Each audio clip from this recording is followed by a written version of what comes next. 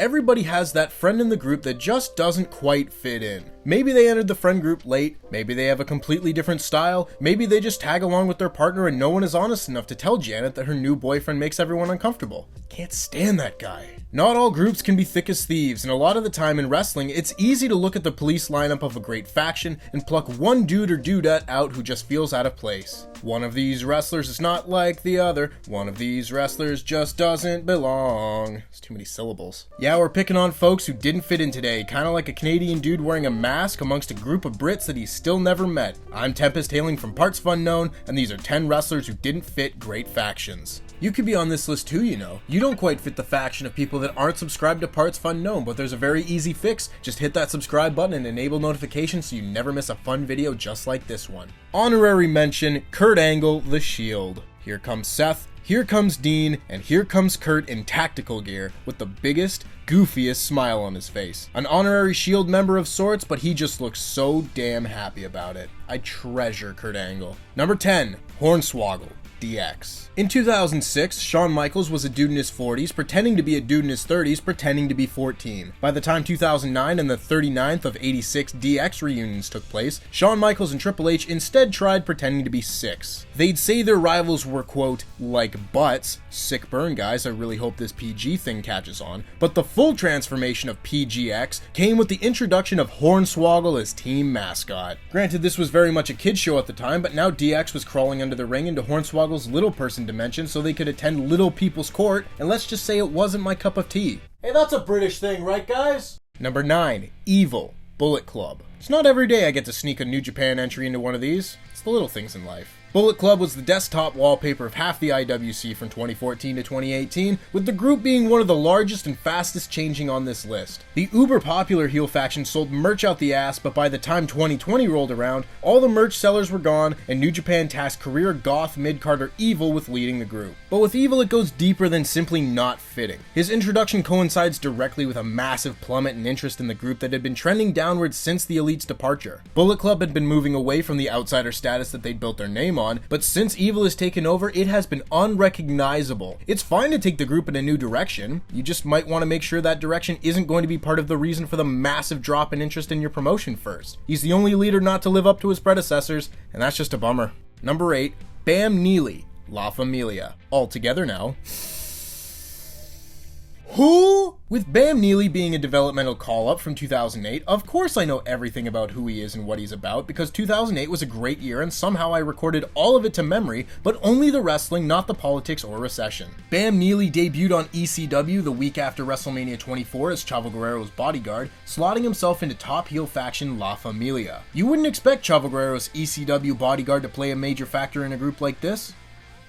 Oh, there's no but, he didn't play any factor in the group. Also, I have to think his name was derived from hockey player Cam Neely, but pardon my Canadiana, it's very difficult to find things to say about Bam Neely. La Familia was an awesome heel faction thanks to the chemistry between Edge and Vicky Guerrero, and future Impact rivals the Edgeheads doing the grunt work. Speaking of Impact, Chavo was never pushed again after visiting the Impact Zone before Mania, so it seems more odd that that was the time they chose to give him a heater. His nickname could have been Bam Bam. Bam Bam Bam Neely. Printing money over here. Number 7, Jimmy Garvin, The Fabulous Freebirds. Now before any Jimmy Garvin fans come out of the woodwork to lunge for my throat, this is not regarding any of the Freebirds' golden years. They were one of the best factions of all time and drew a ton of money, but by the time 1989 rolled around and the Freebirds found themselves in Crockett country, they weren't drawing money anymore. Granted, there's a few reasons for that. Terry Gordy was primarily working in Japan, and Buddy Roberts stayed in World Class Championship Wrestling before retiring from the ring. What was left was the duo of Michael Hayes, the freest of all birds, but not a strong worker in the ring, and Jimmy Garvin, who had to be the star of the show to make up for it. Nothing against Jimmy Garvin, he was a talented performer, but when you think of the Fabulous Freebirds, you think of the riots against the Von Erichs with Terry Gordy and Buddy Roberts and Michael Hayes cutting promos. Garvin got much larger and tried to work a much more dominant style, but as a 5'10 guy in 1989, it was a hard sell. If you're driving home and you ask your mom to stop for Fabulous Freebirds and she says you have Fabulous Freebirds at home, this was the Fabulous Freebirds at home. Number 6, Sunny, the Legion of Doom. It really is easier to remember the Road Warriors at their peak. Probably the coolest tag team of all time, WWE could never figure out exactly how to get Akam and Razor over. Pardon me, I meant Hanson and Rowe. Wow, that's not right either. There's a lot of these. I strongly considered putting Rocco, the stupid ventriloquist puppet, on this list, but as much as Sonny isn't a wrestler, the puppet isn't even human, even if it does have Paul Ellering's hand up its ass. Likewise, with Draws, Crush, and Heidenreich, none of these guys really fit the group either, but at the very least they were big dudes who could throw you around. That's basically all the Road Warriors did, they were just cooler about it. Sonny became Hawk and Animal's manager as part of LOD 2000 at WrestleMania 14, and while she was a more than capable manager, the Road Warriors weren't the type of team to fit with a hot blonde. I also don't have any jokes to say about Sonny. I can't find amusement in it right now. Don't drive drunk, people. Number 5, Manu. Legacy. Great might be a stretch when talking about Legacy, but they were a solid enough heel faction for a couple years there. This was probably the best period of Randy Orton's career, and he had a pair of young guns to keep his title safe.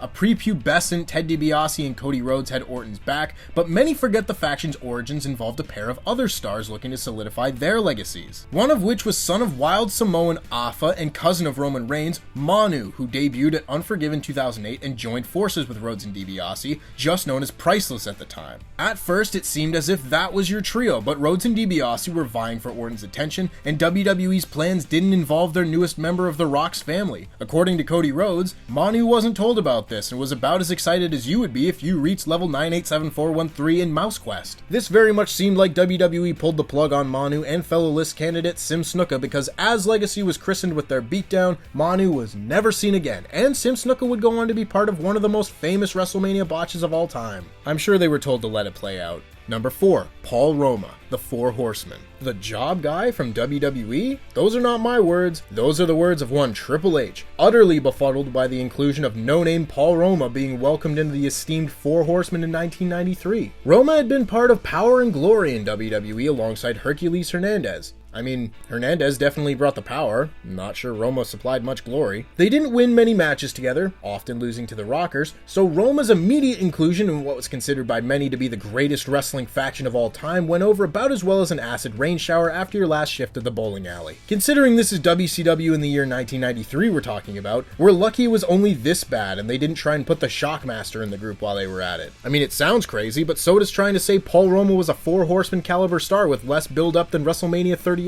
Number 3, Samoa Joe, the Main Event Mafia. I may love the Main Event Mafia ironically, but I still love them. The people writing TNA Wrestling in 2008 had gotten tired of hearing Dixie Carter talk about all the people she used to watch on TV, so they just decided to put them all together in one group. That's not true, but it makes sense to me. Kurt Angle led the way while Sting held the heavyweight title, and Kevin Nash, Booker T, and Scott Steiner all did their part. The story was pretty simple. The veterans were tired of being disrespected by the TNA originals and banded together to rule the main event scene. A good start to an angle, but as was the case for most of the TNA era, a good start didn't guarantee a satisfactory ending. I usually find these kind of factions lose a lot of steam when you start fiddling with the people in it, and that's exactly what happened when TNA original Samoa Joe joined the group at Slammiversary 2009. Nation of Violence, face tattoo, machete-wielding Samoa Joe at that. The worst version of Samoa Joe. This is where the faction fell apart, merged with Eric Young's World Elite, and fizzled out, and it really was because Joe didn't fit, and his inclusion forced the group to become just another bunch of heels, no longer joined by a common goal. Go back and listen to that theme though.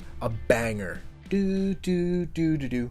Eo eo eo. Number 2, Randy Orton, the Wyatt family. Before we had the spooky bollocks of Alexa Bliss, before we had the red light of the Fiend, we had Randy Orton being hypnotized, ?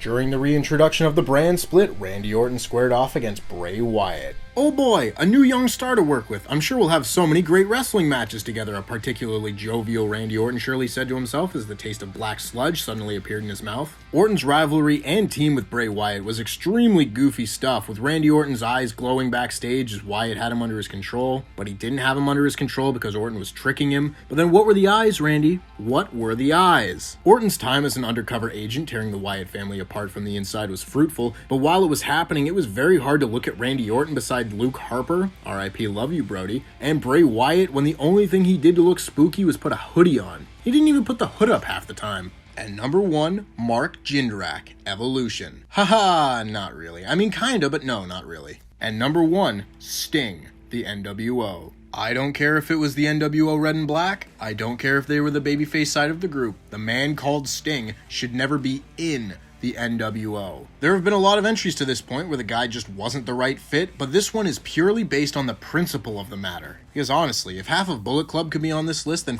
7/8 of the NWO sure could be. There was no one who better represented the spirit of WCW than Sting, and he'd been built up as the chief adversary of the NWO for over a year before his match with Hulk Hogan at Starrcade 97. You know, the dumb one. To just throw that away for the sake of adding another shock member to the NWO gives me serious McMahon shaking hands with Austin vibes. The only difference being Austin was the biggest star of the biggest company at its peak, and here the NWO had already passed its peak, so it didn't have the same significance it would have a year earlier. The same way that seeing Brett Favre in a Vikings jersey makes me sick to my stomach is how it feels to look at Sting in an NWO shirt. And if my very personal and not at all relatable football analogy doesn't pull at your heartstrings, realize the NWO caused sunburnt Sting. Red and black Sting is the worst Sting. And that's our list. Were there any wrestlers that didn't quite fit your favorite faction? Let us know in the comments below, and make sure to like this video, give us a subscribe, and enable notifications so you don't miss another fun list just like this one. LIW is fine.